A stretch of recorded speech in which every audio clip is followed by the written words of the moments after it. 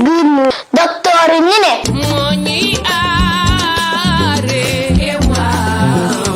No am 12 years ak li ci tegu mi ne ñoo dem jël peegu coronavirus.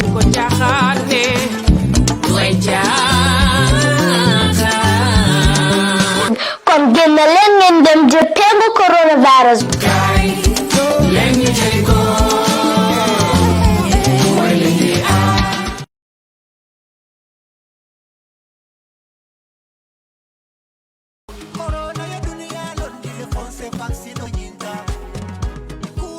Mun tata famo million jama wala li nyim pengota coronavirus musasa sotori ngansi andung amana nyim mukeleti wala nyim musuleti aman sibo nyoto mo wini jama fata findu banko kan wala li nyim sasa soto andung ay faale coronavirus man jaral soto bari fanan akibar dima mumunti ay pengu sotole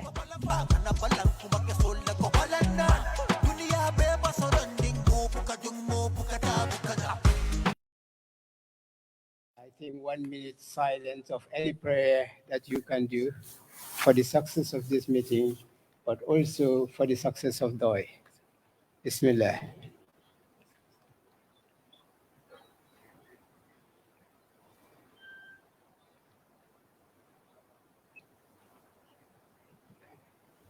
Amen.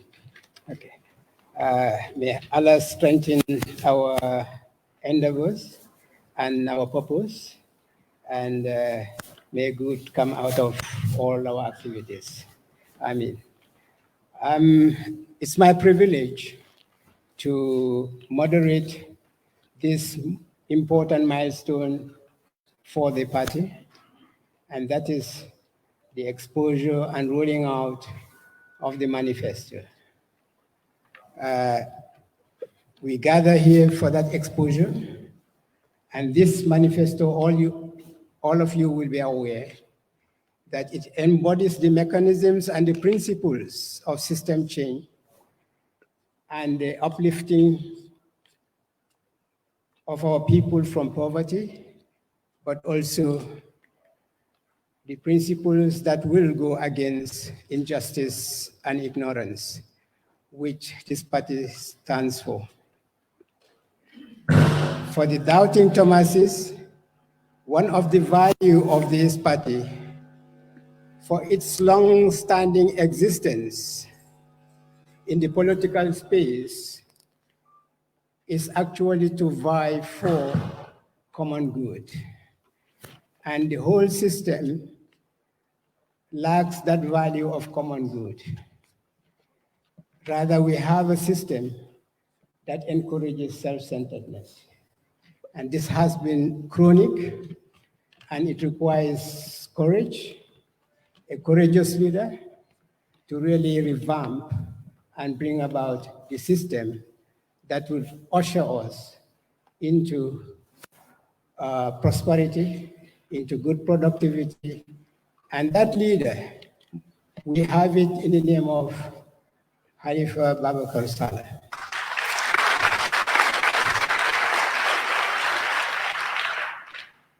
He's manifested his good and strong character. He's manifested his long-standing commitment to make sure people change their mindset. And it's the people that will determine what change they would want. And that change should usher to make sure everybody sees himself or herself in the development agenda of this country. And this is what is lacking. This is exemplified by having a continuous recurrent budget without any development agenda, with the sole purpose of believing that only the civil servants and the middle class are supposed to enjoy the resources of this country at the expense of our majority of the poor people in the uprivers. This has to change if this country has to develop and if we have to catch up. And Pdois Party, through the strong leadership of President Sallah, is ready to change that. So without much ado, I would like to tell you what the agenda is. We'll have, first of all, an opening remarks by the chair of the Central Committee, Honorable Sidi Ejata. And then it will be followed by a statement by President Halifa Sallah. And no, he's the president, and we have to forget about the honorable. He's the president, Halifa Ababakar Sallah.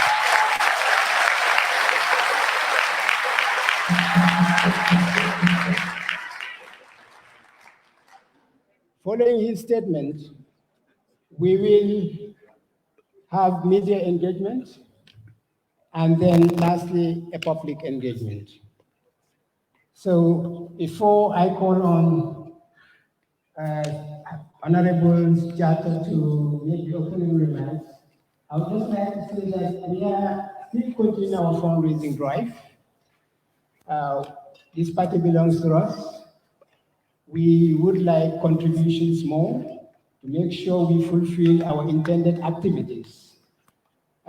We have still, we first of all congratulate you for the great turnout of the nomination and the success of that nomination, but we still require your efforts. We still require your efforts, we still require your activities, we still require your contributions. So we solicit contributions to anybody who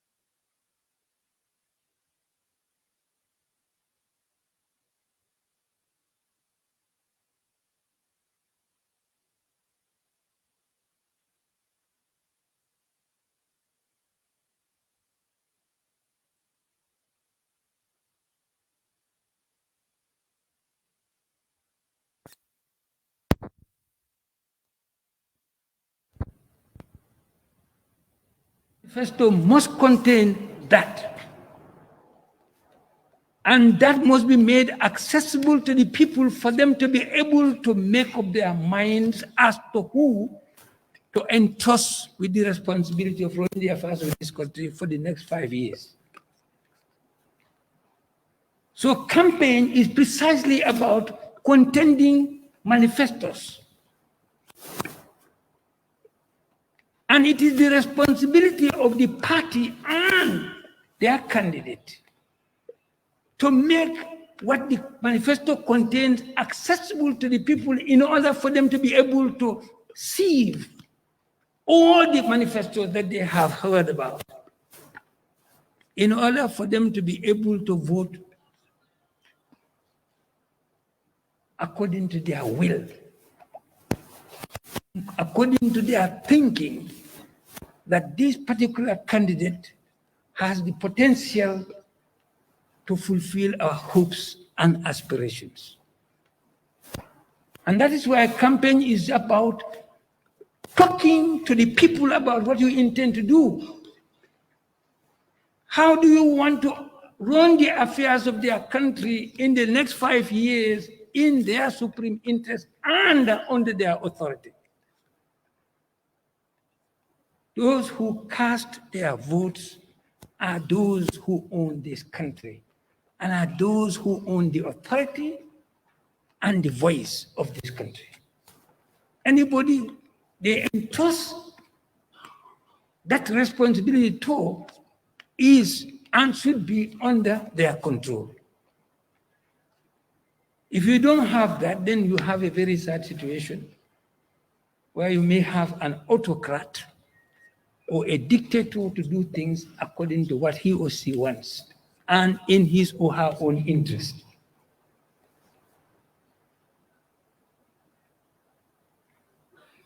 Some of you here are militants of the party.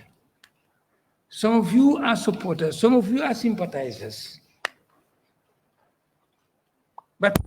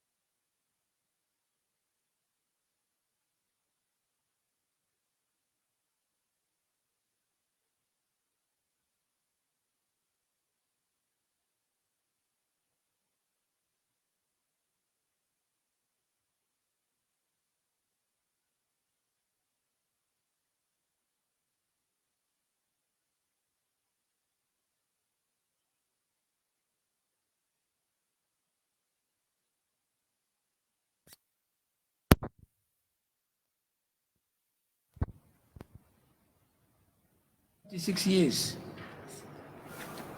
And for the last 56 years, we have been voting every 5 years. But for these 56 years, we have never succeeded in establishing a republic worth living in.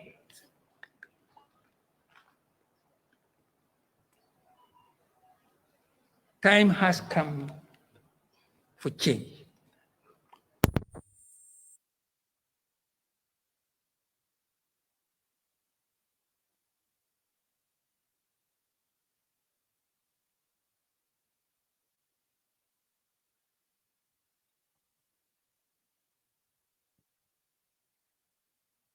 Believed that they, the people of this country, the voters of the country, had power to change the regime that they established. They never believed that vote can take somebody out of the presidency. But 2016 helped and enlightened people, and in practical time, they proved to themselves that yes, they put people in power, and they can also take them out of that power. Because that power is a borrowed power, a power that they entrust to somebody. So it is a power that they can always take back if it does not serve their purpose. That education was achieved in 2016. Even kids participated in establishing that fact. And even kids believe in this country now that vote can change a president. Of course, we have never succeeded in changing the regime through vote. Not until 2016, many years. So that education is there. So what is needed now is another fundamental change. And that change is the system change. And I am not going to go into talking about it. My friend and colleague would do that adequately. So, in order not to take much of his time, I thank you all very much for having come here, for the trouble you have taken to come here, and I hope and believe that by the time you leave this hall, you will leave with something worth of it. Thank you very much.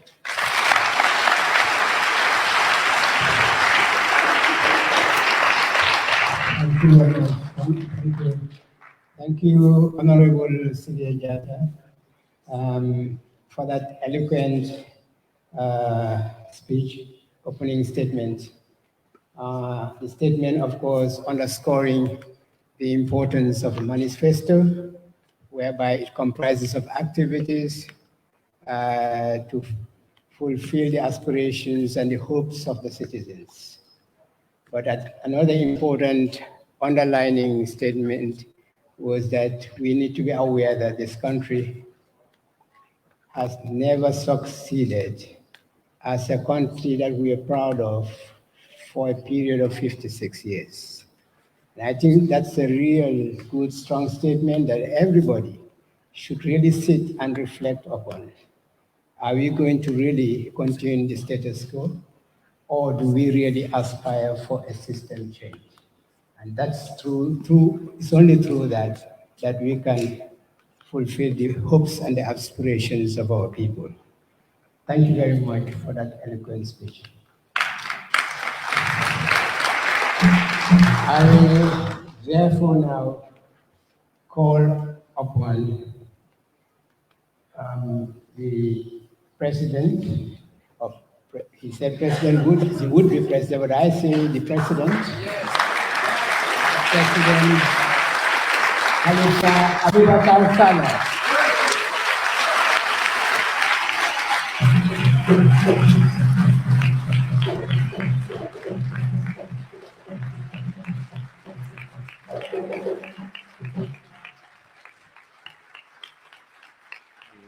Something.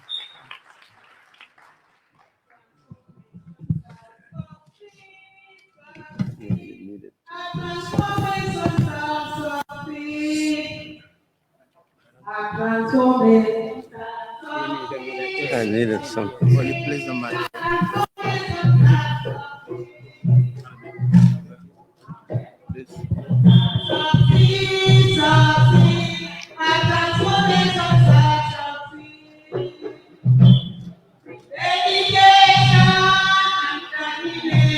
Do they have something? No.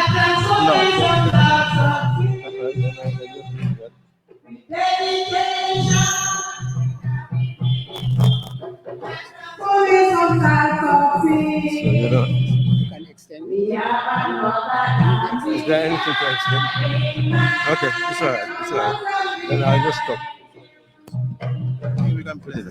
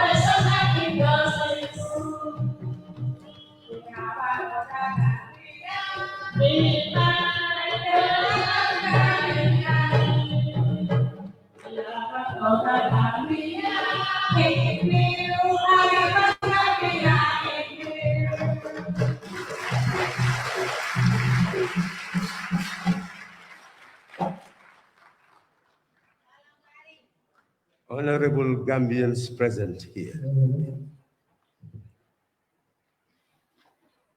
We have chosen this day to roll out the programmatic policy document of our party regarding the 2021 presidential election. Many would have wanted us to plan and ensure that this hall is full to capacity. I must apologize to those who felt that we should not roll it out this day. But we are compelled by necessity to do so. Yesterday, the IEC announced that I am among those who will be contesting the 2021 presidential election. It is therefore important that those who support us will know why they are supporting us. You should not cast your vote without knowing why you are casting it. So we'll take this as a process, as a starting point. And I was convinced that if we hold this during the week, many students will not be able to be present. This program is dedicated to the students of the Gambia.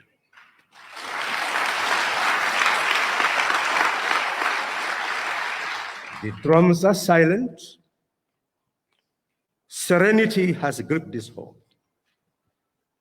My duty is to speak to your mind, to your heart, to your conscience, so that together we will develop a love of country and people and be ready to sacrifice to ensure that collectively we live in liberty, dignity, and prosperity.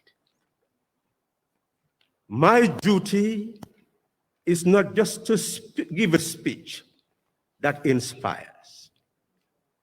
Today, I must be concrete. And we hope once you leave this hall, you'll be able to grab a copy of the manifesto and digest every element in it. The manifesto deals with all the aspects of development of our country. Fundamentally, it raises the key issues. How did we become a people? Gambia, as a nation, did not drop from the sky. The manifesto teaches us that we must know our history in order to know how to develop our country. That on the 10th of August, 1889, the British decided to draw the external boundaries of the Gambia, and we were thus beginning the process of colonization, external colonization. By 1902, they had conquered all the kings and imposed internal colonization. But by 1920, our people began to struggle for self-determination. And consequently, that struggle developed to elective principle being introduced in 1947, the seed of your liberation, that you have a voice and you should determine your manner of government. But that was not the reality in 1947. Universal suffrage in 1960 without internal and external self-government. Consequently, we had to move another step on the 4th of October, 1963, to attain internal self-government without external self-government. In 1965, we attained both internal and external self-government without sovereignty, because Her Majesty was still the executive of the Gambia according to the 1965 Constitution.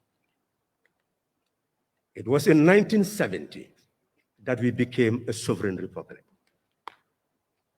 And that meant that each of us was an owner of this country, owner of the land, owner of power. We are told that Gambia is 11,285 square kilometers, that we have a territorial sea of 12 nautical miles, a contiguous zone of 24 nautical miles, an economic zone of 200 nautical miles. Internally moving 450 to 500 kilometers inland. We are told that this is our country, but the reality is that the external boundaries of the Gambia had never been properly drawn. We are saying within 6 months, we are going to negotiate with the Senegalese government so that we can draw the external boundaries of our country. For 56 years, it has not been done. That is when we know what we own. We're saying that ownership of a country should mean something. And that is why politics is so significant. We became a republic, but our people were not given the education necessary to know what being a sovereign person means. The manifesto says our primary objective is to ensure the sovereignty of the republic, but also the sovereignty of the people. We will introduce universal civic education, citizenship education in all our school systems, so that every Gambian will know how our nation emerged and will know one's rights and duties within our nation. We're saying that we must treat the Gambia as a community of citizens, equal in sovereignty, irrespective of religion, ethno-linguistic group, whatever divides, because each person is a depository of the sovereignty of our motherland. So we are saying that there is no minority in this country. Everybody belongs to the majority, and the majority constitutes the citizenry. Anybody who decides to belong to another group, you are seceding from the republic, and you will constitute a minority, because the citizens are always the majority. And that is what we are going to inculcate in the minds of our citizens. It is important why we are talking about a transformative agenda. The manifesto has 7 components. And these are drivers of the whole development of our country. There is the political component, the economic component, the social component, the civil component, the cultural component, the ecological component, and the external relations component. Each of those components has what we call policy directives, strategic objectives, programs, institutions, and action plans. Those elements constitute the locomotive that will help us to implement every element that we have in the action plan. For the political component, we are talking about political transformation. What does that mean? Nowhere in the world, nowhere, has the law of disintegration of the coercive forces of the state ever been put into operation. Monarchs all over the world establish standing armies, security apparatus, arm them, establish prisons so that they can suppress and oppress their subjects. The colonial administration is no different. It had instruments, it had institutions, it had normative practices in order to impose its will on the Gambian people. We're saying the transformative agenda calls for the cooperative state. What does that mean? It means that all countries that fought against monarchies established sovereign republics. And sovereign republics mean that the people constitute the depository of the sovereignty of the country. So each is an owner of the country, and each is a depository of the sovereignty of the country. Together, we have the cooperative sovereignty of the people. And based on that consent, you have those who govern our affairs. That's why we talk about the cooperative state. So the duty here is that we are going to implement that law, that the machinery that the monarchs established to oppress people will be dismantled. And therefore, it will be replaced by new instruments. It means that our army will no longer be seen as a killer machine used by tyrants to oppress their people or to oppress others in foreign land. We will transform that army into the most disciplined workforce in human history, so that they will begin to address the gaps that exist in our development process.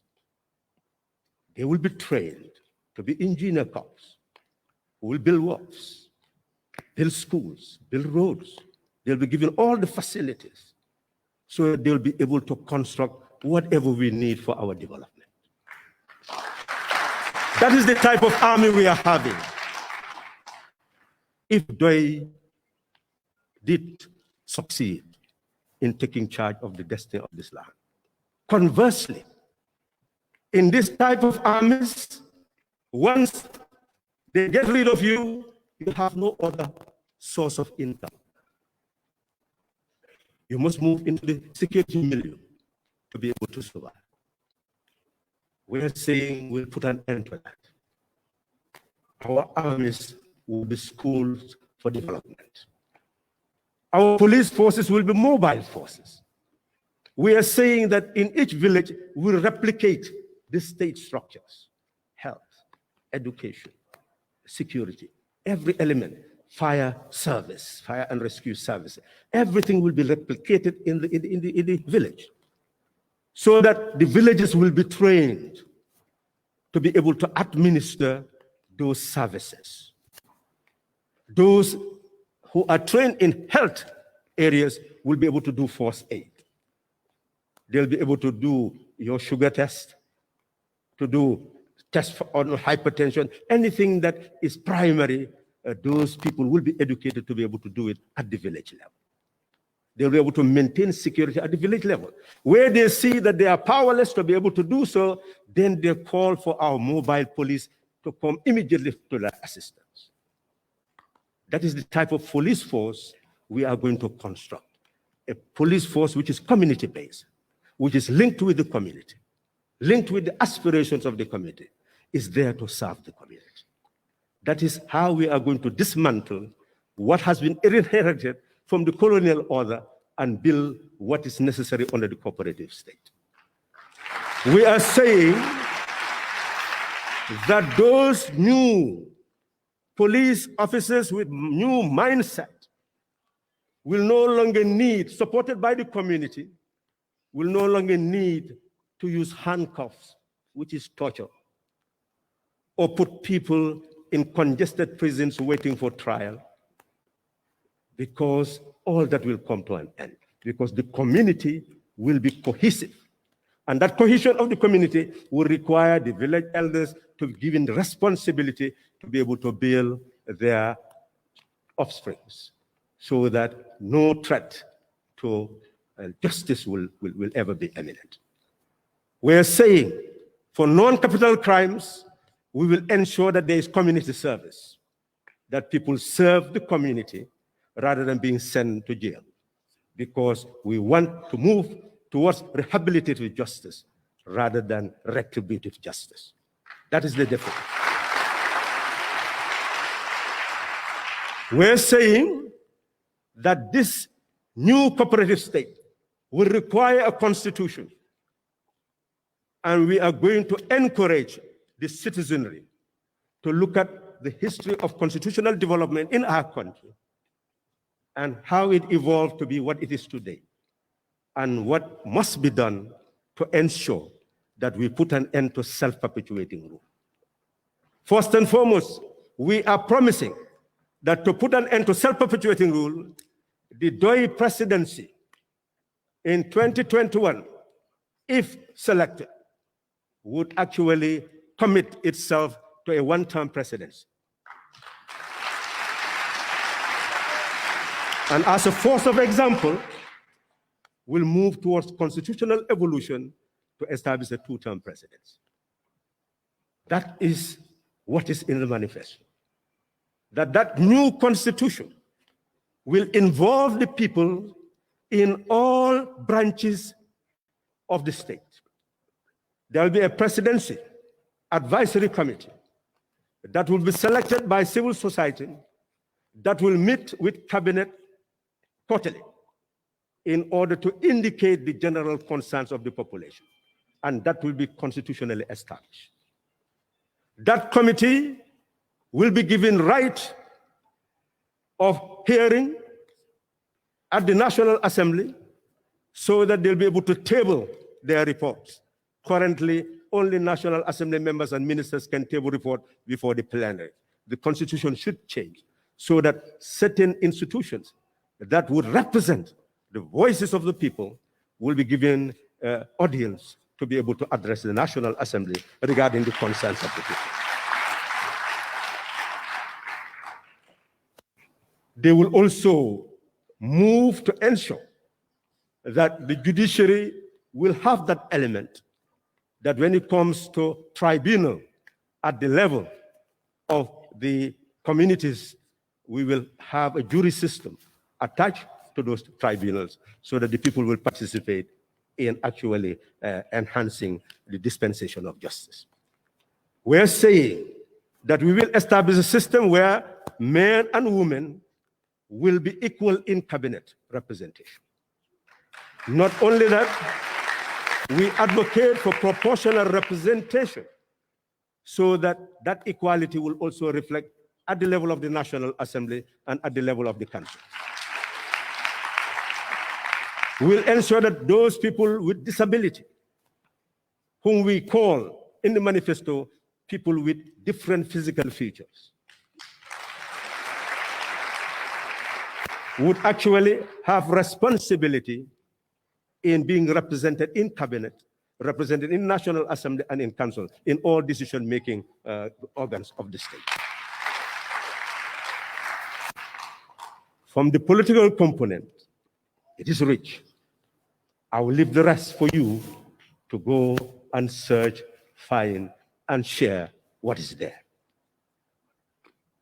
My duty is simply to summarize, to entice you to want to read the manifesto.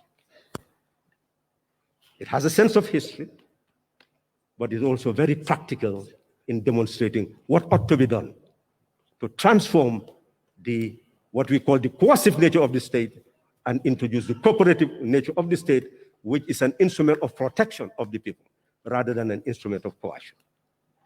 We move to the economic domain. We are told that we own the sea, we own the land, but poverty still prevails. How do we end that poverty? We are told that in 2020, we have 3 branches that contribute to the GDP. Agriculture, and in 2020, 18%. Industry, in 2020, 20%. And services in 2020, 55%. 7% left, other sectors. But if you look at agriculture, it has never been able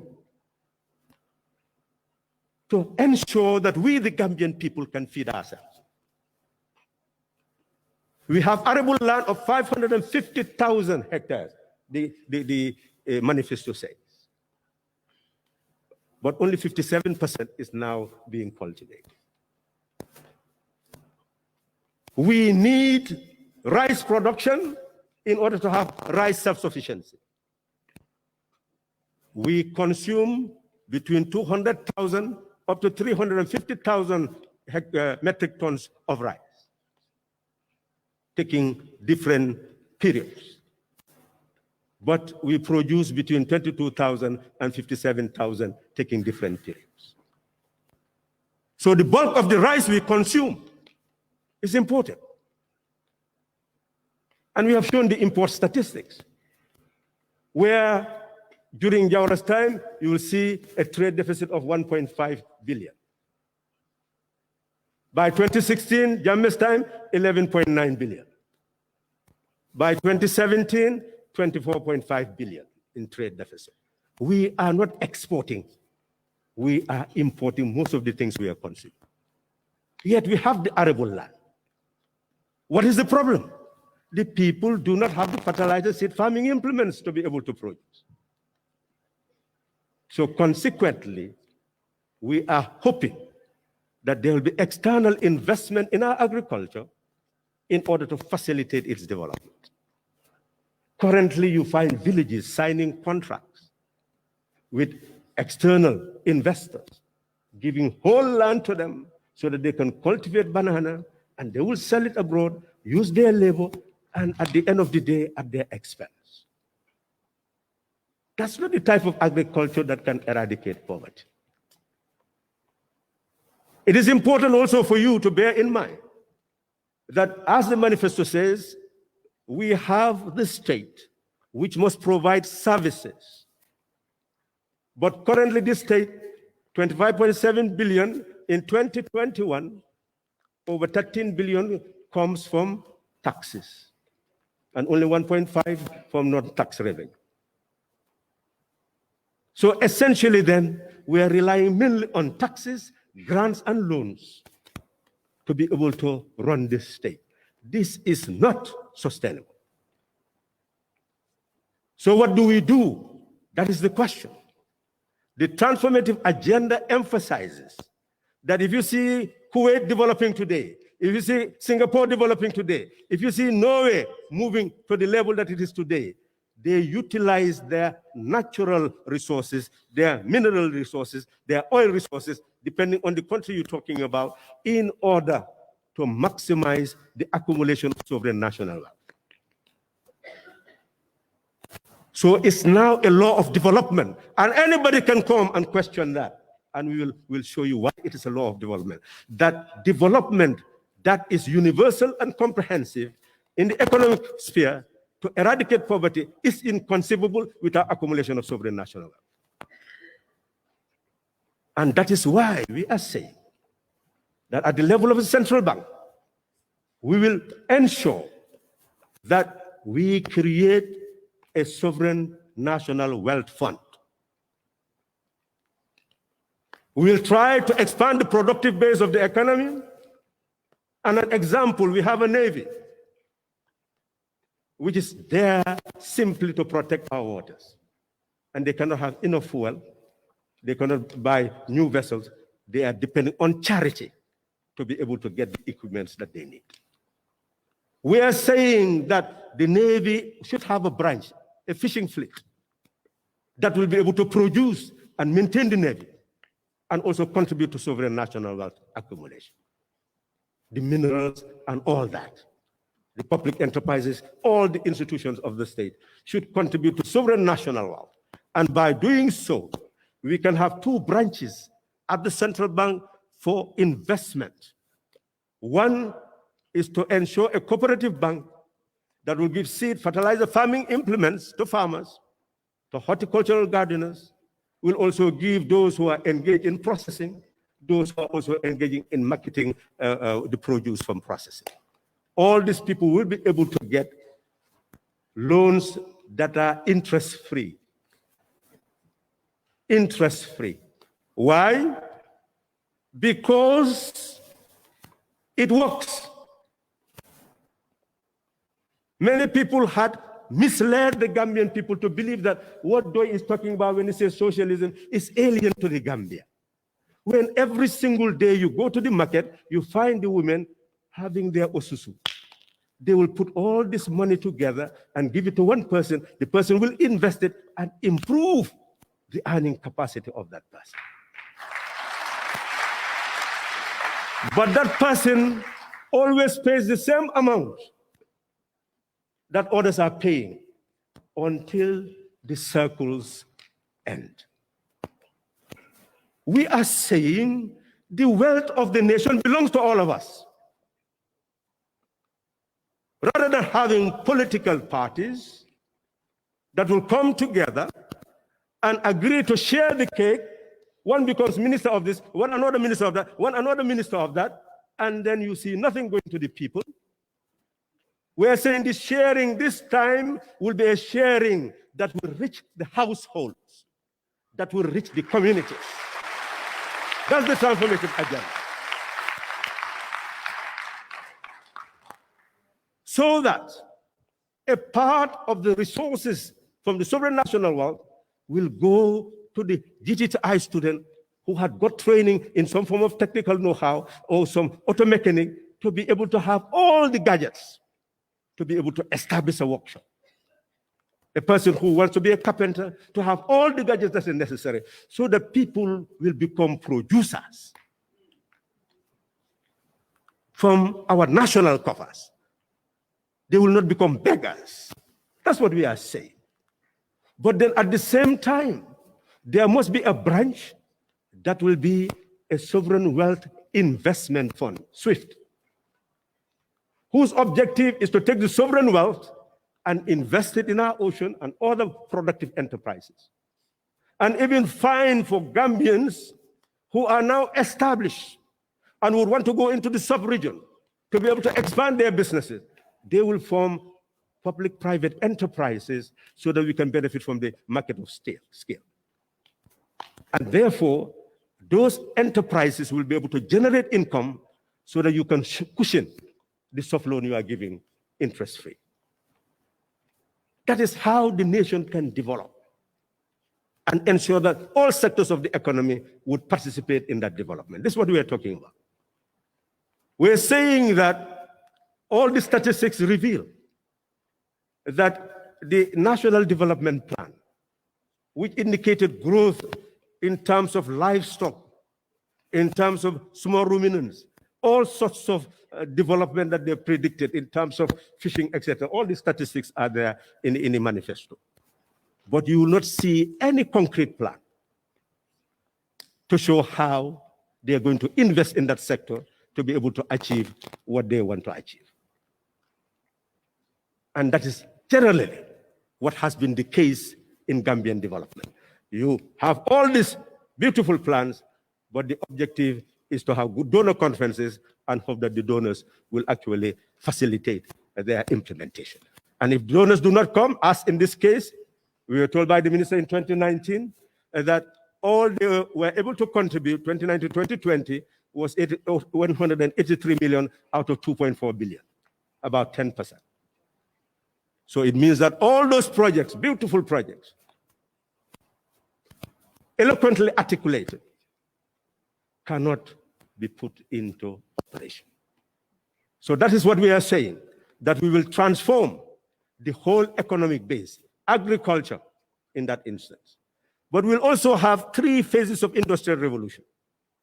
We'll have the primary phase where we link appropriate technology to the processing of the agricultural produce that we have. The coos, the groundnuts, the milk. And the first task is to establish a commission that will ensure that every village will prepare a database of all the labor-saving devices they have in the village. And we have technicians who will go and study them to know where they're imported, the spare parts they need. The importers will engage the importers so that ultimately we will regularize the use of labor-saving devices in such a way that it will serve the economy. We believe that that process will be able to produce coos, process it in the flour, and bake it into bread. right here in our own homeland. And our own people will be running those enterprises, supported by the cooperative bank. This is what we are saying.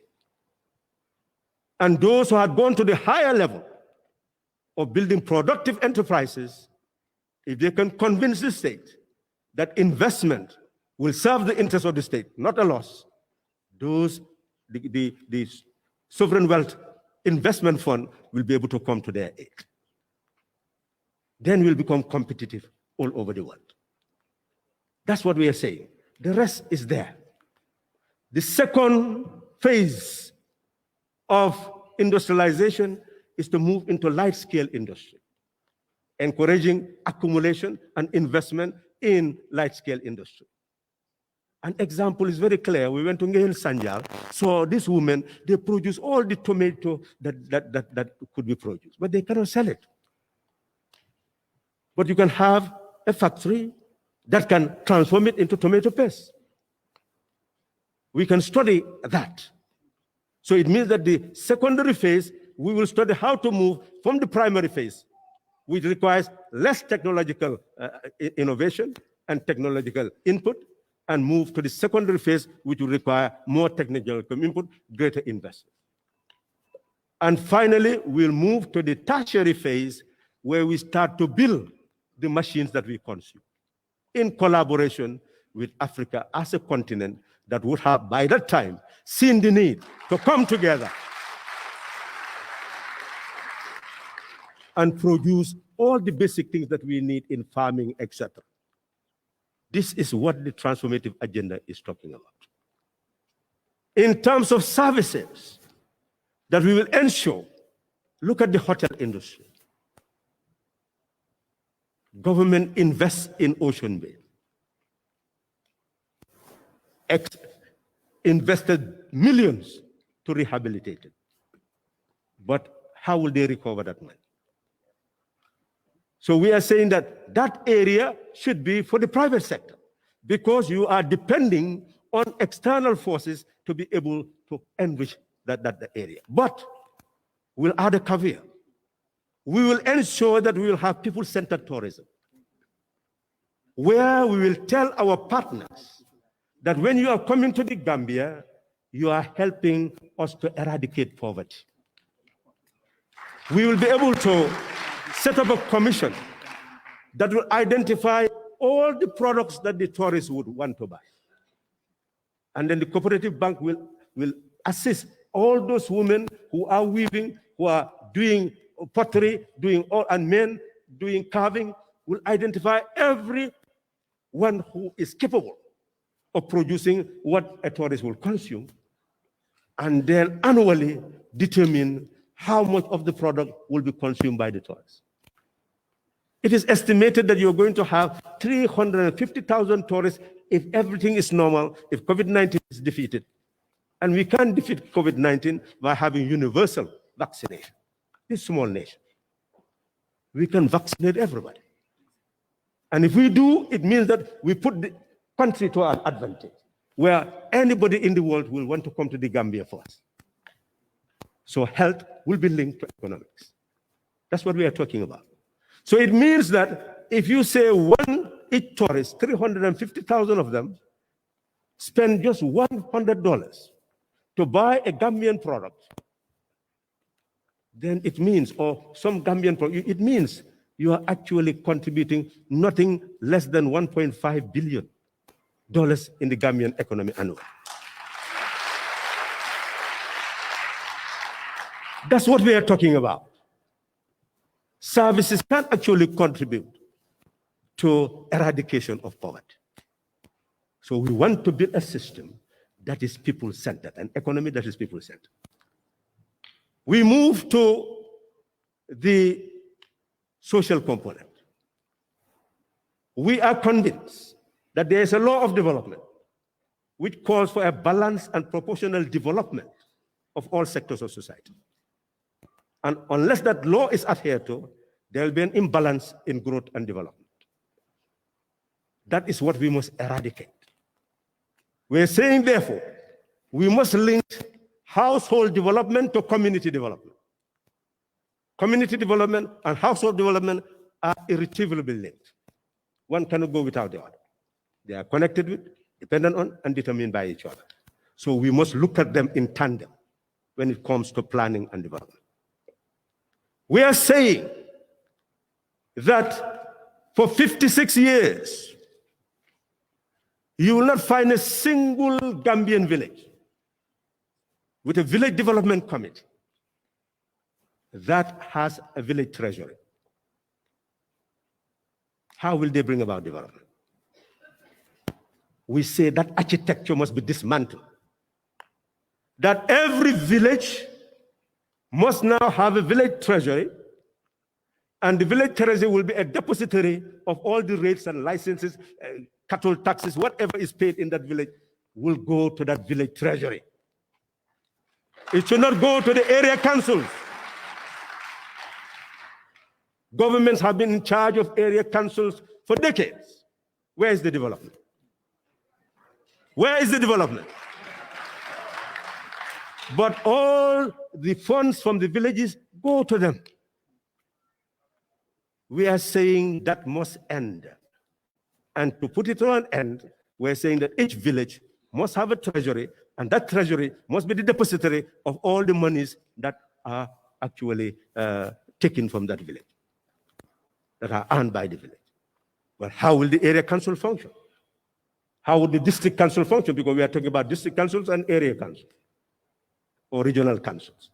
We are saying we must change the whole architecture of our revenue allocation. The revenue allocation should be regional.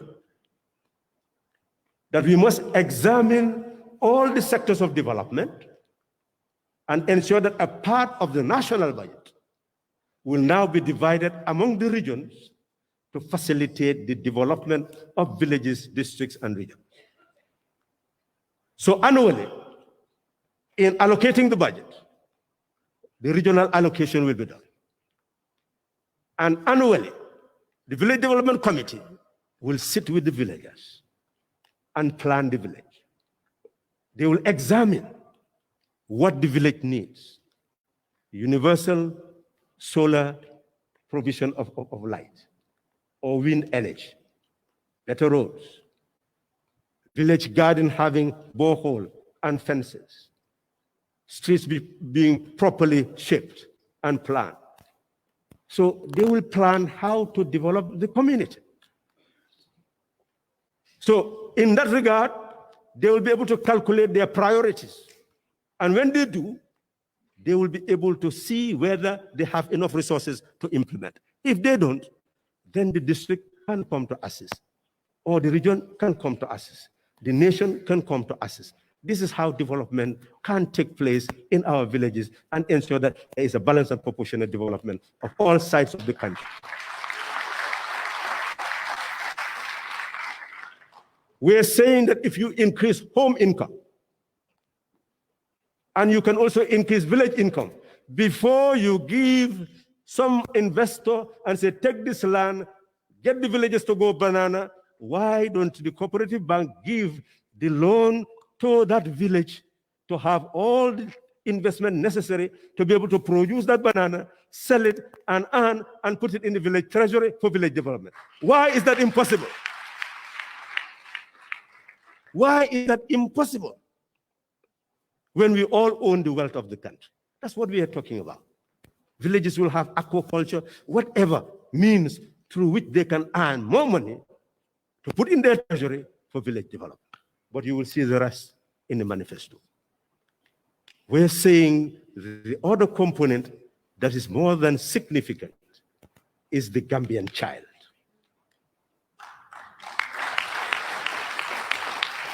That the child is not only the child of the parents, it's also a child of the nation. And the nation has responsibility in the bringing up of that child. We're saying from prenatal all the way to 12-year education, the nation must be present. First and foremost, For mothers, pregnant mothers, we are saying 3 months leave before childbirth and 9 months leave after childbirth.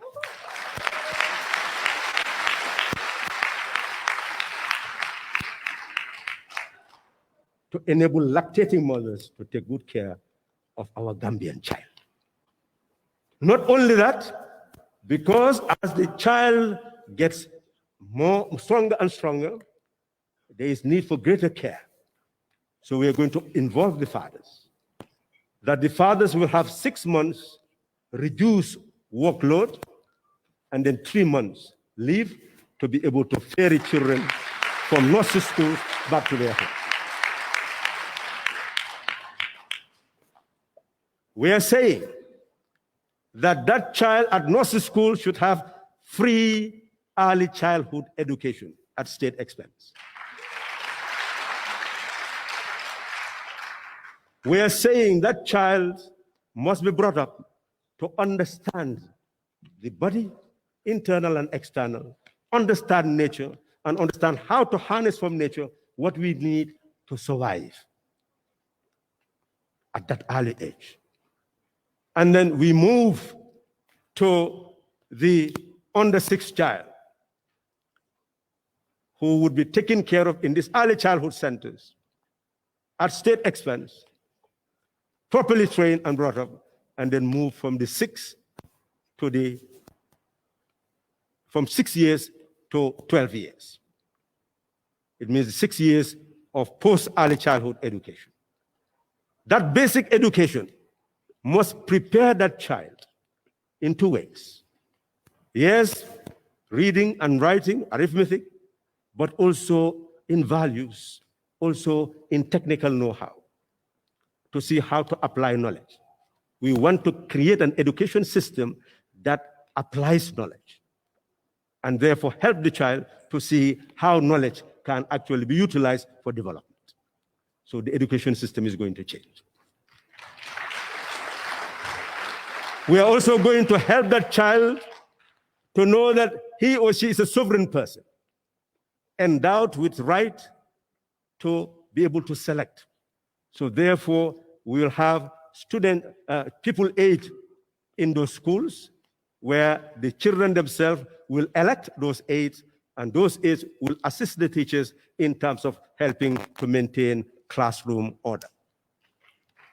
So therefore, the children will begin to develop some sense of responsibility at that early age. We're saying, you will see the rest, that basic education will go up to 1 to 12th grade. And it will be free, compulsory, and available.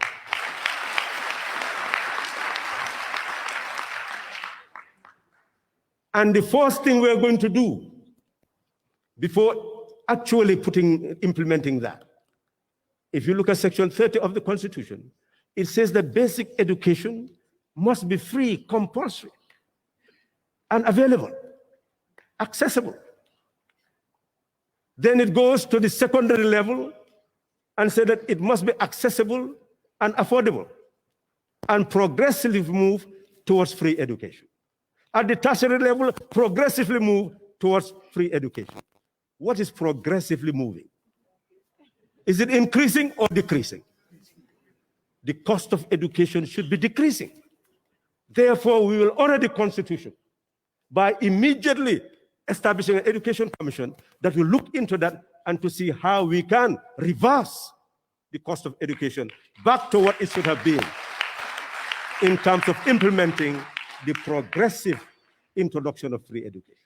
And then we move into actually giving free education to our children. We are saying after the 12th grade, we'll introduce a national service where all those children will be able to select where they're going to be in order to build up their knowledge base and skill base. All this delinquency that people talk about will be eradicated because these people will have a sense of purpose and direction, and they will be taught to love their country, love their people, and prepare for sovereign living and sovereign citizenship. That's how you build the nation and its future. Well, read the manifesto. It goes into different ages, those who are youth, and how they can be prepared to live contributive and productive lives. And how we can build up the branches of the economy we've already shown you, where they can be integrated and assisted to be able to add value to our economy. We have moved in the manifesto to all the way to old age, so that the person who serves the nation will not just be dumped as if the person has no value, but that person will live a dignified life, and they will be constituted into committees that will be able, in their areas of development, to be able to help others in order to gain greater experience and have more knowledge. The society will prepare for them how they can serve after retirement and reward them for their services. So in short, we have seen that the individual household will benefit, and introducing free meals for children is one of our programs. That the child that goes to school will have free breakfast and free lunch. And the parent who goes to work, the same. Because if you think that by increasing salaries, you're actually fighting poverty, that will be a sad mistake. What you need to do is to ensure that the weight of the cost of living goes down. And if you can provide meals to the children, provide buses to the children, provide buses to the workers, and meals to the workers, then you have removed quite a heavy load from their heads. That is the direction we are taking. And it's a direction of productivity, and direction where the child also becomes more interested in going to school. The social program is elaborate. You may look into it. We also have the civic component, where we want to prepare a society of justice, where injustice will disappear. That, just to give you a brief contribution, that will make sure that all these human rights defenders would be given the responsibility to be able to enter into any police station, go into any areas of detention to find out any information that is necessary, as long as they obey the rules. In this way, we prevent any form of injustice. We are going to encourage our people to develop knowledge of the law, and the media to have the ability to gather information and engage in self-regulation. Because civil right is about your freedom of association, your freedom of assembly, your freedom of religion, your freedom of expression, all the freedoms. And we are going to ensure that all those freedoms are properly protected. It's more elaborate in the manifesto. We've also dealt with the issue of culture. We said culture is a living organ. It's a living organ in society. It lives. But you have tradition, which is a skeleton of a past culture that still survives in a given evolving culture. And you have customs which are living traditions that are now imposed by sanctions. So what we ought to do is to look at our culture at all levels and see any culture that is alien to our development, any culture that is alien to our unity as a nation. We must identify that by creating a commission that will look into that so that we can eradicate it.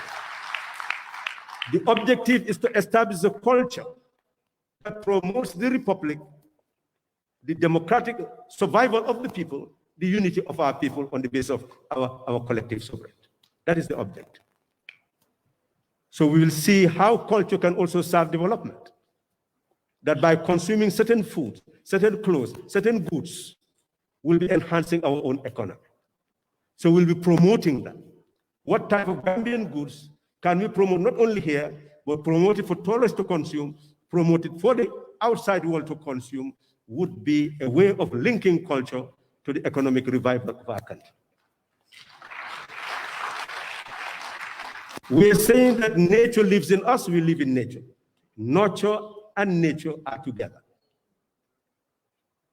Therefore, it's our duty to examine what environmental impact certain actions have in leading to deterioration of our natural environment, and therefore oppose that. So we'll be creating a commission that will look at all the environmental threats, and we can work out a program in order to ensure that they do not harm us. We've emphasized that we will establish botanical gardens, zoological gardens, so that those gardens will be depository of everything that is nature to us. Fish, amphibians, reptiles, birds and mammals, all that will be replicated so that we know what belongs to the Gambia. In that respect, we'll know what is necessary for food and what is necessary for ecological conservation. The scientists will determine that. We are saying that external component, you will see the rest in the manifesto. External component, we are saying in the past, countries were divided. The world was divided to a point that they created a non-aligned movement so that they separate themselves from the dictation of the Soviet Union or the United States. But up till today, we can see a divided world. And some of our people have the mentality still to think in that way as far as the world is concerned. Pdois aims to put an end to that mindset, to see that the world needs to be realigned on the basis of two principles: respect for the sovereignty of countries and respect for the sovereignty of people. We will unite with all countries in the sub-region, the continent, the world, that are ready to defend the sovereignty of countries and the sovereignty of people. And we will communicate that in such a way that will end there that concept to all the people of the world. And in that sense, we will be able to create a universal home where all humankind can live in liberty, dignity, and prosperity. So in short, I have given you a summary of what is in the manifesto. And those who are interested in getting copies will be able to get their copies. But this is just the starting point of the debate. We'll be holding sessions after sessions to enable you to interrogate what is in the manifesto so that we can gain greater clarity. But I must tell you one thing, that Africa is in danger. 1.2 billion human beings, most living in abject poverty. That is not sustainable. We are depending on a Kuwait, on a Saudi Arabia. What do they have? Oil. What do we have in Africa? How many countries are producing oil? So what is wrong? That is the right question. Why are we still living in poverty in the Gambia? That is the right question. But to start telling me that Soviet Union and China is emulating, is that what you should be asking? We have narrated our constitutional history, how we evolved to be a republic. Is that how China evolved to be a republic? We know our history. That's who we are. And we know that we participated in the First Republic, defending the sovereignty of the people based on the Constitution. A government was overthrown in 1994. We were offered ministerial posts. We refused because we felt no matter what the weaknesses of the government is, for us, yes, you can overthrow the government, but you cannot overthrow the sovereignty of the people. So the only legitimate course of action is to convene a national conference, hand back that power to people, and they can decide on a transition so that they can restore the right of the people to determine their manner of government. And still some people talk about, if Doi comes to power, it is going to introduce, I don't know what they say, communist state. They don't even have an idea, inkling, that communism does not go with a state. If you know the science that those people are talking about, communism is a stateless society. Those people just call themselves that. But that is a stateless society. In scientific terms, those of us who have studied science, social science, and mastered it, political science and mastered it, we will not use that language. Because we are from the epistemological school, not empirical school, of just going and studying what is happening here and there and write a paper and get it.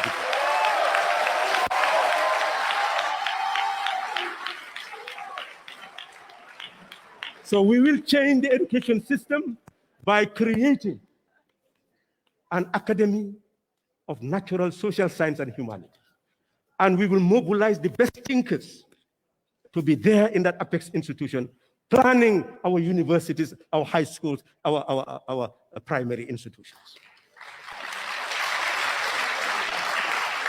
So we are ready to work.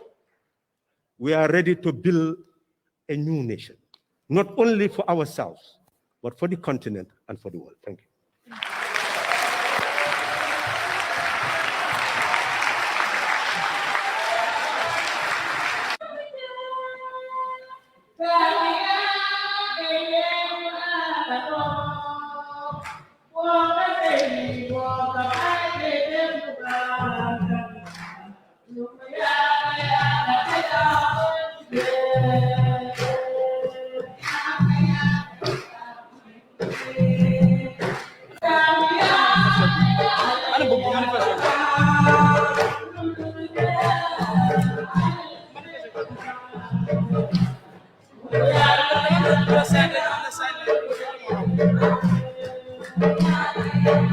Can I use this one?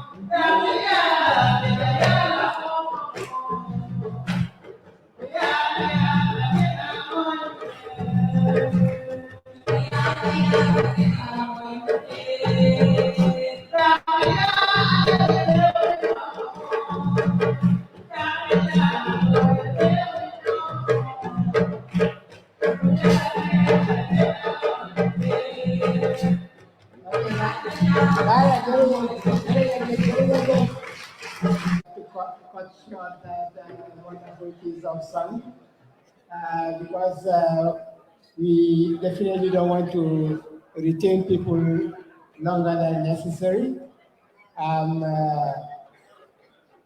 We really want to thank President Halifa Sallah for this wonderful eloquent exposure.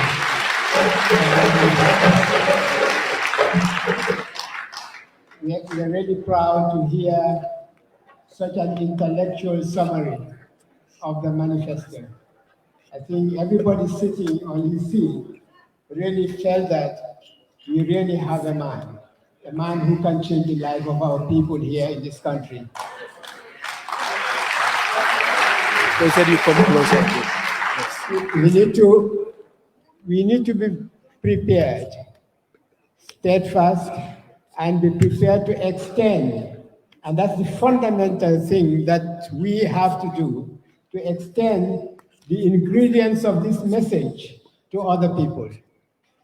Just before I came here in the afternoon, two friends of mine said, look, I'm sitting on the fence. I really don't know which party to vote for, especially after they disqualified my candidate. Then I told them, I invited them to come and listen to these people. I've just got a text. One of them is in the audience. He said, I'm happy that you called me to come to this meeting. So, So this suggests that we all have a role to play. We need to really extend this simple message. Some people can choose not to understand Doi, that's their problem. But it's our duty to tell them simply what Doi is all about.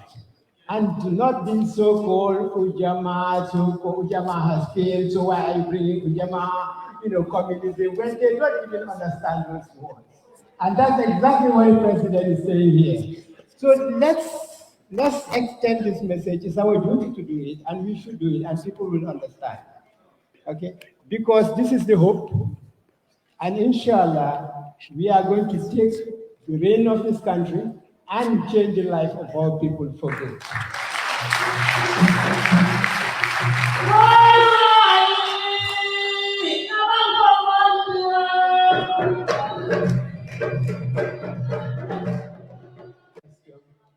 We are now complementing the fundraising drive. We have some copies here for those who immediately want to have access to copies and want to contribute to our fundraising drive for $1,000 if you can afford it. That would be really great. The other thing I think we will show, I think there will be online copies of this eventually anyway. So people will make sure there will be online copies of this manifesto for the interest of other people. The contributions is just part of the fundraising drive, but only for those who can afford it and want to give, because these were suggested to us by some people who want to do that. So you're free to really do that. Yeah. Yes, that's we're coming to that. So right now, before we go, next agenda is now the media engagement. Media engagement for 20 minutes, and then this will be followed, that's media engagement with the president for 20 minutes, and then this will be followed with the public engagement before we then close. But before the media engagement, I want to give just 1 minute to Jahai, who has a message to give for you. Yeah. As you can see, I am extremely excited after hearing our presidential candidate and my president tell us what he plans to do as president of this country. So my message is to young people that are in this room. Last week, there's a lot of young people that couldn't register because the portal was closed. And that is exactly what he is saying about education costs being as high as it is in this country. It is important that we create this force. 72% of Gambia's population is under the age of 35. That means our demographic is responsible for who becomes the next president of this country. And all of us have a moral obligation to ensure that we choose the right person to lead us. So what I'm asking and urging young people to do after today is to go out into your communities, canvass, ask people to vote for Halifa Sallah. Make sure they know his message. And tell them, if we choose, he is going to be our president. No one can tell us that Pdois doesn't have a chance, because we can make that chance happen. So I am asking all of you to stand with us and make sure that come December 5th, Halifa Sallah is announced as the next president of the Gambia. We'll now have a short 20-minute engagement with the media. Mr. President, would you like to have it there, or you're comfortable having it there? Required to preside over a cabinet.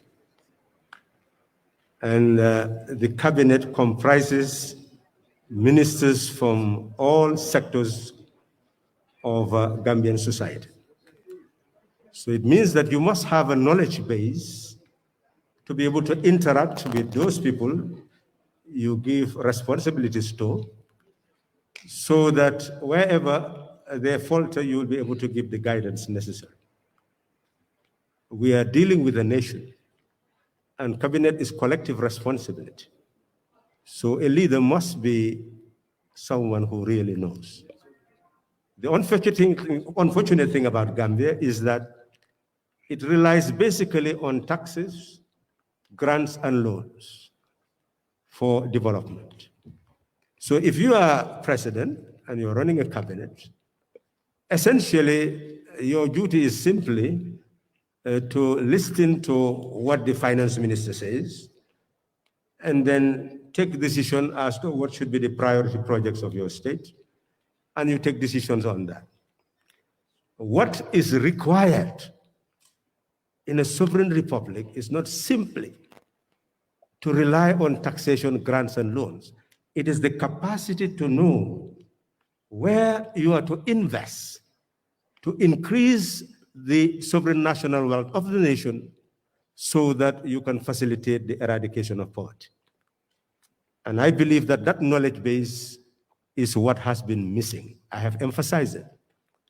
You have been having area councils. Which party, which government had ever articulated that our area councils, the way they function, our villages, the way they function, have been inherited from the colonial order and have not been serving our people? We have said, and I am sure you are convinced, that what the village needs is a treasury. And everything that is paid from that village should go into that treasury for the development of the village. That what should really happen from the national wealth, 23 billion, we are told, in 2022, is what part of it are you going to give to the regions so that it can subsidize the developments in the villages. If you do that, you will have a balanced and proportionate development of society. So a leader must have that knowledge base. I don't know, you're saying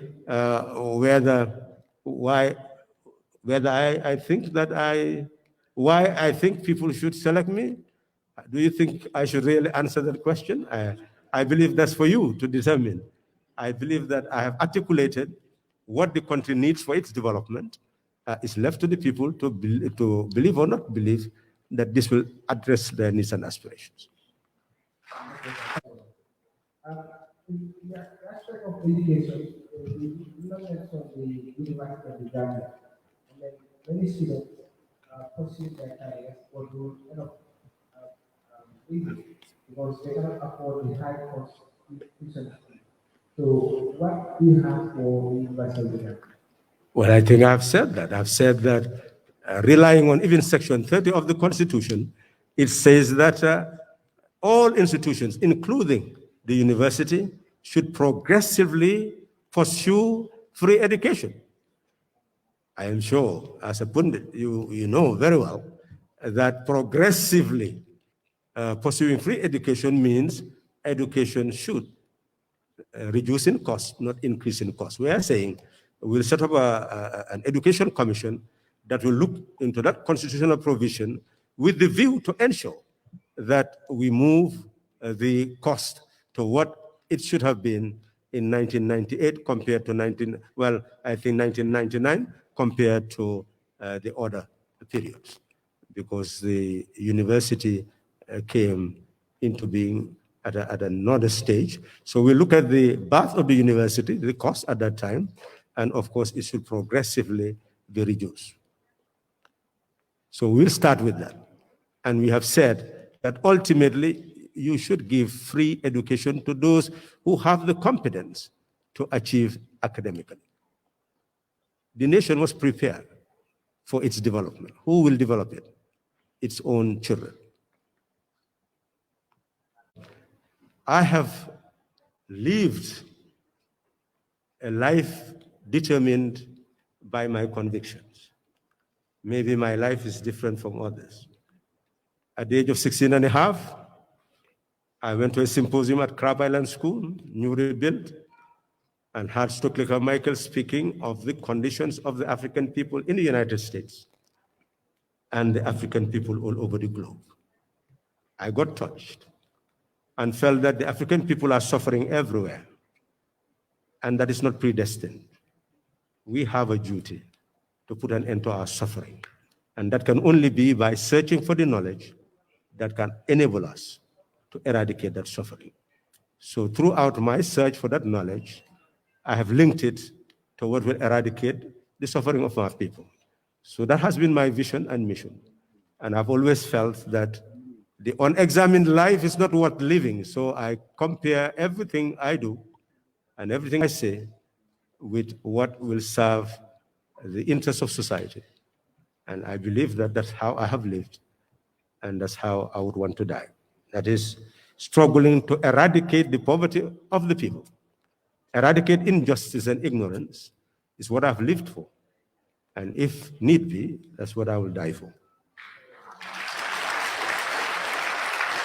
My question is, maybe it's an oversight for me, but I think I haven't had the occasion where you talk about infrastructure development. And I think it is very crucial as far as our country is concerned. What plans do the joint government, what plans do they have, if elected, in order to develop the country? And secondly, the traffic situation in the country. Sometimes, from Senegal to Pdois, one spend almost 1 hour. What are some of the mechanisms you put in place to address the traffic congestion in the country? Well, we have said in the manifesto that you must link road construction with sewerage and drainage. And the greatest shortcoming of our infrastructural development is the lack of linkage of those elements. And we must also link the telecommunication infrastructure, the water infrastructure, with also the building of roads. You will see them come and cut a pipe there, fix it again. So there is really no proper cadastral mapping. We've emphasized that there, to be able to know how our cities are properly laid out. There is no urban planning of any sort. We've said it in the manifesto, and that is one of the primary tasks of a Pdois government, is to create both rural and urban planning, so that village, look at other countries. If you go there, you cannot distinguish the rural area from the urban area, because there is actual planning of the village, so that it'll have all the infrastructure, road, electricity, everything that is necessary for a community to develop. That's what we are saying, that therefore infrastructural development, electricity, water supply, roads, etc., will be linked to our community development policy. We are saying we'll have a community development policy, and it will be financed, one, by what is collected from the people, but two, by the development projects of the village, three, by the equalization grants that will be given from the state coffers, 23 billion state coffers to the regions. That will facilitate development in those areas. In terms of general infrastructural development, we have said that by building sovereign national wealth, we'll be able to earn the resources necessary, especially for river transport, to build wharves all over, and therefore all those villages again will be rejuvenated so that they will be part of the economy. We've talked about roads, both sides, to ensure that at least you have all the way on both sides of the river, proper roads, properly paved and properly maintained, because that's our problem. We build the roads, we don't maintain them. Where is the infrastructure for road maintenance? So we are talking about regulatory authorities being established on road maintenance, so that they will constantly be checking what is actually happening with our roads and what the conditions are. So there is absolutely no doubt that the agenda does provide for infrastructural development.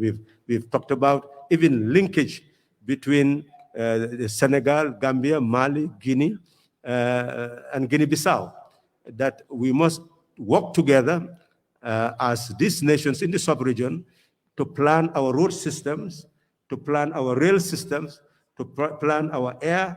So we have made strong recommendations in that regard. I don't know whether I've answered your question. Yeah. It's just that I cannot say everything. Yeah, go ahead. Okay, thank you. And we have emphasized too that we are going to transform the army into that workforce. Okay. All right. Okay. Yes, go ahead. Them to correct it. As a president, if I were to be a president, Okay. Well, you know, we must know that cabinet is collective responsibility. That is a doctrine, and you will see it in the Constitution, that it is the duty of the ministers to really advise the president accordingly. So one must say that you expect that those who occupy the highest offices will give you proper guidance. But as you say, honest mistake, well, it means that maybe the person's knowledge has not actually reached that particular level and could not give you the advice that you seek. Well, with that, you need to help that person to gain more ideas and know whether the person will grow to serve. Or you may say that the person is not competent. So if you come to that level, well, of course, that person should not serve in that cabinet, because the Constitution says that cabinet should comprise people who have experience and have the professional qualification, and therefore you are looking for people who can guide government to address the needs and aspirations of the people. It's not a personal relationship.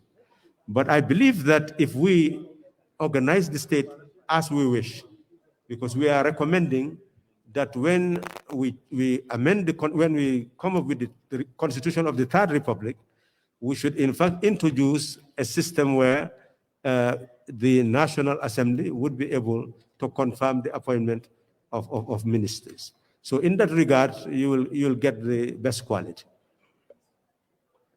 That is how to avoid such mistakes. Thank you. I think that would be the end. President of tribunals. So we are saying a president of a tribunal should not be appointed by a president or removed by a president. That person should link to the Judicial Service Commission. So therefore, as far as chiefs are concerned, their roles would actually be limited to be part of the judiciary rather than moving into the administrative domain and be under the control and direction of whoever is a head of state. Now, the alcalo has a function in the village, and we are saying we'll enhance that function by transforming that alcalo into a register of birth, death, and marriages. And therefore, the alcalo will actually have an office where the registration of birth, marriages, and death would actually be done, and the registrar of birth nationally will consult those documents, on a periodic basis in order to include them in the national register. And for that function, the alcalo should actually be remunerated. Other than that, I do not see what the alcalos, some alcalos own the land traditionally, and they give land to people. We are saying, in terms of the land tenure system, we are going to ensure that as far as state land is concerned, we'll freeze it.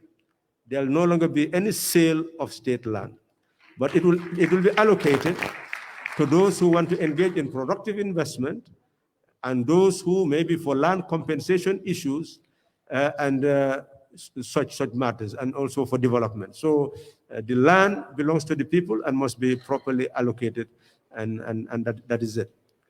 I don't know whether that answers the question, but the change we are going to bring is that there will be village councils, district councils, regional councils.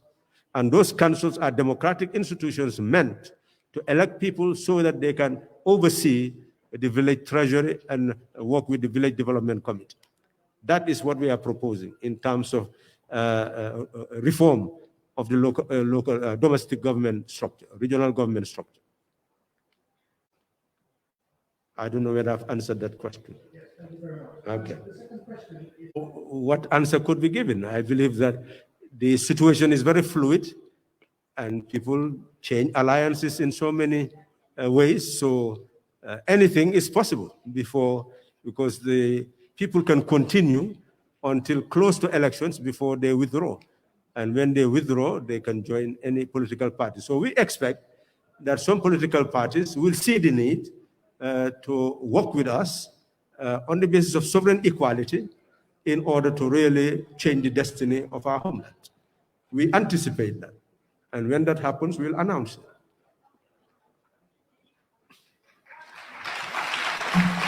it. Clearly, that each village should replicate the institutions of the state. They should have hospitals, they should have schools, they should have roads, they should have community centers, police. All structures should be replicated in the village. That's what we are saying. So therefore, the health centers will certainly be maintained, and if those individuals want to assist further, they will be able to assist, but they will be maintained from sovereign wealth fund. Before we get to... Surprising that you've taken that trajectory in your analysis. I don't think that sounds really to me to be a full understanding of what I've said here. I think you should point out anything that I've said here that will be opposed by anybody outside of this country. In fact, yeah. I'll give an example. Yes. Let's say you want to make rice food subsidies. You mean somebody outside this country is opposed to that? I disagree with that. I'm a member of the ACP, or OACP EU Parliamentary Assembly. I've been to Europe, to Belgium. I've been with European parliamentarians. In fact, we have passed a resolution on sovereign national rights. And I don't know, you can contact and give some of it, and I'll send it to you. So you see, the problem of the African mentality is that they are giving the impression that there is a conspiracy theory where somebody somewhere will not allow your development. And that is not bound by fact. In fact, most of these countries are looking for economies that work. And they will support economies that work. And they will support those people who are thinking progressively, especially what we are calling for is the most democratic country on earth. So it is easy to isolate governments that are tyrants, but not governments that are empowering their people and calling for the highest level of democracy. So really, I don't think anything you have said has anything to do with what Rai is advocating, because ensuring that we have food self-sufficiency is part of everything that the United Nations FAO is saying. In fact, they are supporting family farms. And that's what we are saying. Give fertilizer seed farming implement to family farms. Over 5 billion was spent in GCAF and all these projects in order to carry out agricultural development so that we can have food self-sufficiency. Where is all that money? Over 5 billion. So you, the intellectuals, must do your research properly. The policy outside is for you to have food self-sufficiency, but the policy inside is to divert those resources and instead of investigate in the productive base of the economy. That is the problem. You are your own problem. Saudi Arabia and Kuwait and all these countries. You see, if you cannot produce your own sovereign national wealth, of course others will impose conditionality on you. That's our problem. Don't expect that you are going to be liberated and you cannot carry yourself in the world. We are saying we must produce sovereign national wealth. And if you produce sovereign national wealth, of course you'll be able to carry on so many projects and then they will collaborate with you based on their interests. But don't give the impression that these conditionals are meant just for the sake of preventing people from development. They have their motives. But you must have your trajectory and they will follow you in your trajectory. The hopelessness of the African situation is created by hopeless government. That's all. We will use parliament, we will go use.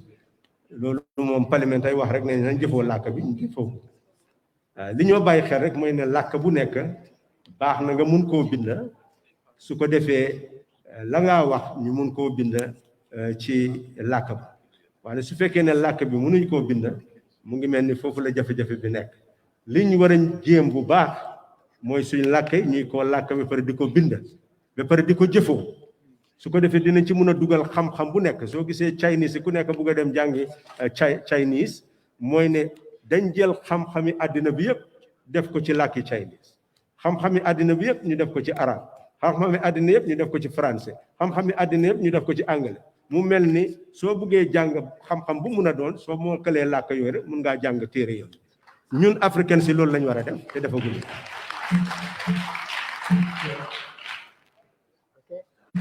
Started by forming study cells where people who are interested in learning more about Africa and its problem came together on a weekly basis. We studied everything in the world, what is happening in all parts of the world, and I believe our students that really helped us to be well grounded. So I will advise that you can even form study cells around the manifesto, debate about it, invite us for further interrogation, so that ultimately you can also ask for references and build up your knowledge base. We are ready for that. We are ready to assist you in building that knowledge base. That we will have a public service regulatory authority that would look at the existing situation. We have a salary commission, look at the existing salary issues, because to a certain extent, you cannot divorce what is seen as pilfering, maybe you will not even call it corruption, pilfering, from the salary structure. Because if you look at those people pilfering and you see how they are living, you will not see that they are benefiting in any way from what they are doing. But you may see the major diversion of resources. That's another element. What is very clear in our manifesto is that we'll start the process by looking at the salary structures and utilize both production-based and consumption-based welfare. Consumption-based welfare meaning instead of increasing salaries, you can actually provide benefits to the children of workers and benefits to workers themselves, so that health and free meals in schools and free education will reduce the burden on their head. And therefore, the moral values you inject in them will make people to love country and people and be willing to wait for the economy to grow, and you reward more and more in terms of salaries on the basis of the quantity and quality of work done. So assessment will be done to know the quantity and quality of work and what that really is valued. That is part of our program.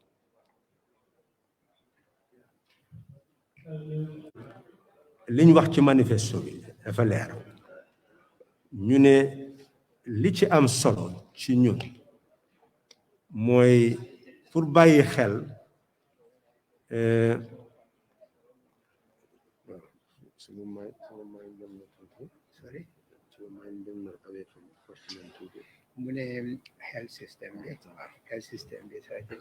waaw ñun li ñu wax mooy ne waaw li ñu wax mooy ne di nga am health medical and health regulatory authority gis nga pour taxawal nguur mooy pour jox nit ñi li nga xam ne mooy service bi ñu soxla suñ ñëwee ci wàllu wér-gu-yaram war nga am garab war nga am ay docteur war nga am fi nga xam ne foofu la ñuy fajee foo xam ne nit ki su fa eggee dina faju pour loolu mun a am nag moo tax ñuy taxawal regulatory authority ñoo xam ne ñii dinañ am seen ndaw léegi-léeg ñu visiter lopitaan yi ak health facilities yi su ko defee dinañ ñëw jox report ci National Assembly dinañ jox report itam kii executive bi mu mel ni waxtu wu nekk dinañ xam lan mooy jafe-jafe ci boor yooyu su ko defee ni nga mën a saafaraal jafe-jafe yi daanaka loolu daal ci buntu bu nekk foo xam ne fii service ang fa dina am regulatory authority boo xam ne mooy nekk ci kaw pour inspect gis ne li war a am mu ngi am loolu nag mu ngi aju ca njiit la su fekkee ne njiit la jub na ah foog lu nekk aw yoon su jubul nag lu yàqu nga xam ne moo ko yàq. Second question is sport, promotion of sports. Promotion of sports. So ware nañ ne ci wàllu tàngat yaram mooy lii isi wérgu yaram moo tax ñu ne ci village bu nekk ni ñoo amee lopitaan yi noonu la ñoo amee sporting grounds yi noonu la ñoo amee cultural center yi mooy Bantaba yaa ngee dee foog naa ne ku dem ci village yi gis nga ne ñu bari toogatuñ ci Bantaba bi mu mel ni bon foog rek ñu am cultural centers yoo nit ñaa ngee bugg a dem am internet te ñenn ñi amuñ xaalis bi mu mel ni center yooyu dina nekk center village bi nga xam ne soo fa eggee di nga mën a am internet service di ngeen fa mën a def théâtre di ngeen fa mën a def waxtaan yooyu la ñuy xalaat ci wàllu sport itam village bu nekk war naa am ground boo xam ne mooy war a pareyaasal nit ñi pour ñu participer in sport loolu moom suñ itte la.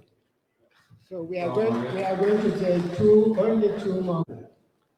mooy ne président bi dafa am doole pour fal di folli ministre mu mel ni soo xasee nekk ci gouvernement bu demee noonu sa bakkan mu ngi ci li ñoo ooyee xotti leket o xolliti gerte ndax noonu lañ koy waxee sa bakkan a ngi ci xolliti gerte waaw mu mel ni anytime rek kooku mun na laa génnee ci place boobu waaw mu mel ni doxalin nag moo yóbbu réew kanam moo ko delloo gannaaw soo bokkut ak nit doxalin nga ne ni nga nekk ci ronam doxal yow li nga bëgg a doxal te moo la ëpp doole foog naa ne yaa ngee nax sa bopp waaw mu mel ni nag foog naa ne ñëw ba bee jaaw nii di nax suma bopp loolu xalkaare la nekkul yokku bon nag maa ngi leen a tàggu ne su fekkee ne niti Gambie soxla wuñ ma ma jël rek ne fii la em su ko defee nag may leen a léebaatul ni ñoo isee développement ci réew lu ma gis itam ne jaaduwul ci réew ma taxaw wax ci ni ñoom Bishop Tuutu daan def rek ñun dinañ nekk elderly statesman yoo xam ne dinañ gàggante koo xam ne kii bëgg na ñu gàggante ko loolu moo war a nekk suñu warugal ci réew waaye nekkaatul di toog ci place boo xam ne bi yow óor na la ne doxalin ba nga soxla pour génnee coono gi doxalin boobu nekku fa doo fa jëlee dara lu dul sikkàng ne lu yàqu.